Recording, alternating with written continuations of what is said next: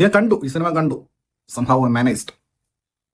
ഈ 1 മണിക്കൂർ 41 minute I really enjoyed. കാരണം അതുപോലത്തെ അയ്യോ അവരാധിക്കുന്നേ അതുപോലത്തെ മലങ്കൾട്ടാണ്. പോരായിട്ട് ഇതൊരു ഏപ്പടമാണ്, എ സർട്ടിഫിക്കേഷൻ ആണ്. പക്ഷെ ഇത് ജസ്റ്റ് നോട്ട് എ സർട്ടിഫിക്കേഷൻ എന്നുള്ളതല്ല, പഴയ ഏപ്പടല്ലേ നമ്മൾ 2000-ന്റെ തുടക്കത്തിൽ കണ്ടുള്ള ഷക്കീല, മറിയ, രേഷ്മ, സിന്ധു, അതുപോലത്തെ കുറേ സീൻസ് ഉണ്ട് ഇതിനകത്ത്. ഈ സിനിമ ബ്ലസൻ എൽസ ഡയറക്ട് ചെയ്ത് എഴുതിയ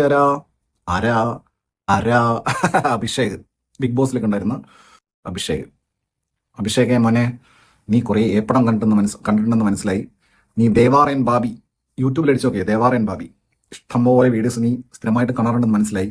അതായത് എൻ്റെ ഓർമ്മകളിലേക്ക് അഭിഷേക്, എൻ്റെ ഓർമ്മകളിലേക്ക് താങ്കൾ എന്നെ കൊണ്ടുപോയി.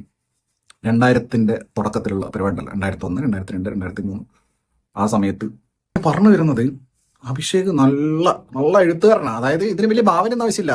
കണ്ടിട്ടുള്ള ദേവാർ ബാബി, ഏപ്പടങ്ങൾ, ഷക്കീല, മറിയ, രേഷ്മ, ഇനി കുറച്ചുകൂടെ പുറകോട്ട് പോയി കഴിഞ്ഞാൽ 90s-ലുള്ള 80s-ലുള്ള ഈ സംഭവം പരിപാടികളുണ്ടല്ലോ. ഈ അഭിഷേക് വൻ ഊമ്പിക്കൽ ടീമാട്ടോ. ഞാൻ പറയാൻ കാരണം എന്ന് വെച്ച് കഴിഞ്ഞാൽ മിഡ് നൈറ്റ് അറ്റ് മുള്ളംകൊല്ലി എന്ന് പറഞ്ഞൊരു പടം, അത് ആ സിനിമയെ കുറിച്ചാണ്. മിഡ് നൈറ്റ് അറ്റ് മുള്ളംകൊല്ലിക്ക് അകത്ത് ഇയാളാണ് അഭിഷേക് അതിൽ മെയിൻ. അഖിൽമാരെ ഊമ്പിച്ചു. അതുപോലെ ധ്യാനെ പിന്നെ ആർക്കും ഊമ്പിക്കാൻ പറ്റൂല. ഉള്ള കാരണം എന്താ? It's master mind.